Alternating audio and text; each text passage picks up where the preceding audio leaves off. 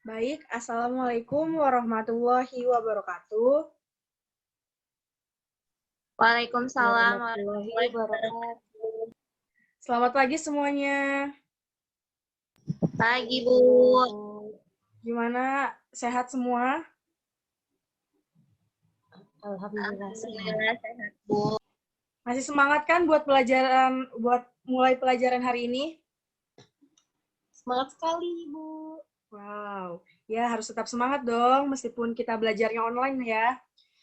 Sebelum mulai pembelajaran hari ini, alangkah baiknya kita berdoa ya. Berdoa menurut ajaran dan kepercayaannya masing-masing. Berdoa dimulai. Berdoa selesai. Untuk absen, silahkan kalian isi di Google Form ya. Ibu udah kirimin linknya di WA grup kelas. Untuk pelajaran hari ini kita bakalan masuk materi berkarya seni rupa 2 dimensi, yaitu ada konsep, unsur, prinsip, dan bahan dalam berkarya seni rupa. Masih ingat materi minggu lalu nggak? Pasti pada lupa nih. Ya, Ibu ulangin ya, materi minggu lalu itu ada seni rupa. Seni rupa itu cabang seni yang membentuk media yang bisa ditangkap oleh mata dan dirasakan dengan rabaan. Di sini ada konsep dasar seni rupa 2 dimensi. Jadi, seni rupa 2 dimensi itu karya seni rupa yang diterapkan pada bidang datar.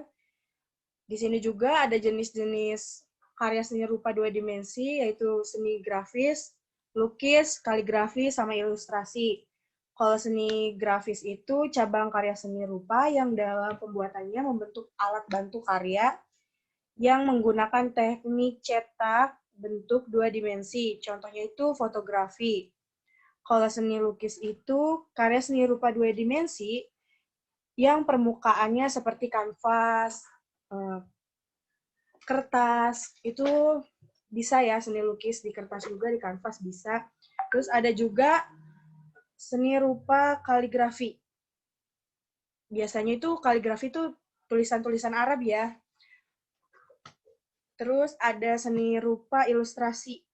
Ilustrasi itu menggambar sebagai hasil visualisasi dari tulisan untuk menerangkan, menyampaikan, menghiasi, dan memudahkan pembaca untuk memahami suatu cerita, tulisan, maupun informasi lainnya.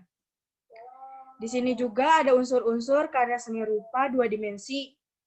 Yang pertama itu ada titik, garis, bidang, bentuk, warna, gelap terang, tekstur, ruang.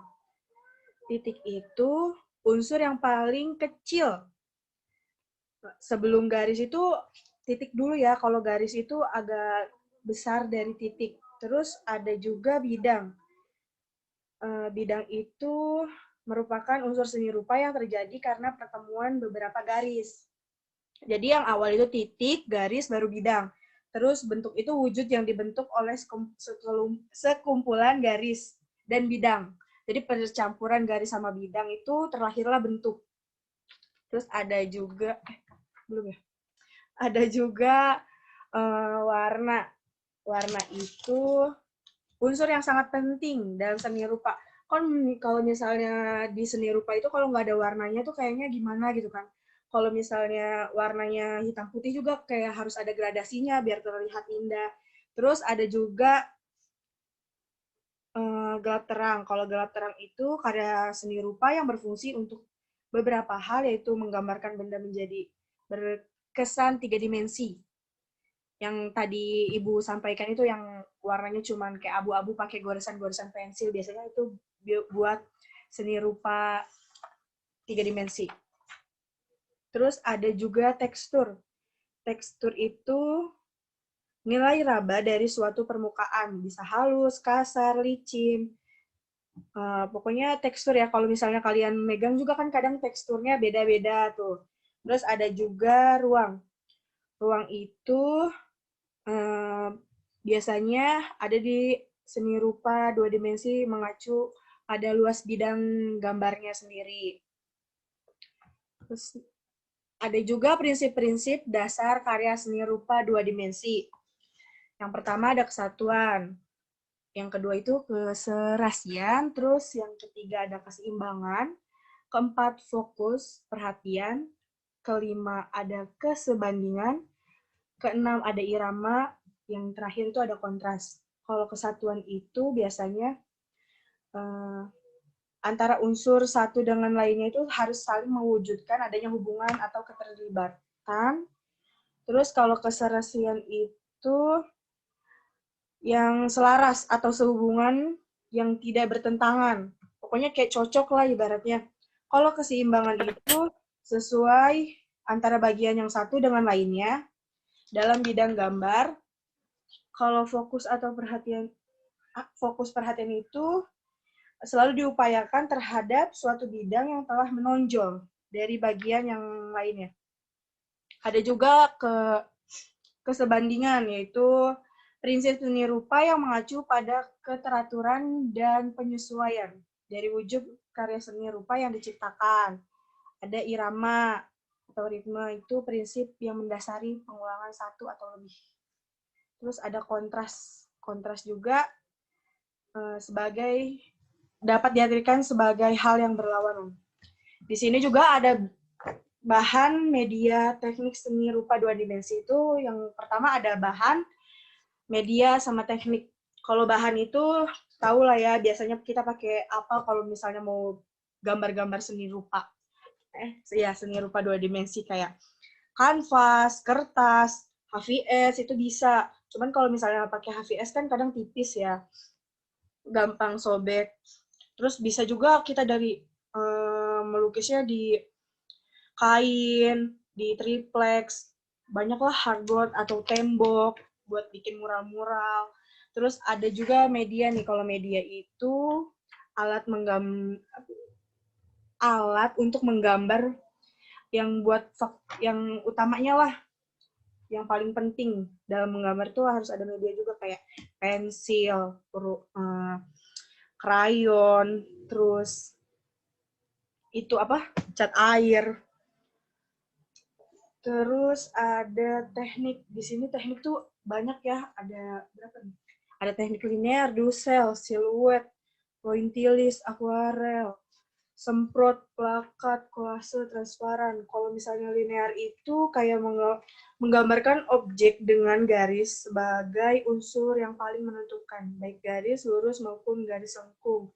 Kalau dusel itu tekniknya kayak digosok-gosok itu teknik dusel. Kalau siluet itu biasanya blok, menggambarnya itu dengan kesan ruangnya itu kayak yang gelap, bentuk muka dari samping tapi warnanya hitam semua, itu namanya siluet. Kalau pointillis itu titik-titik, tapi titik-titiknya kayak mau gambar buah apel, tapi dengan cara titik-titik, gak boleh pakai garis gitu loh. Kalau akuarel itu pakai air di kertas.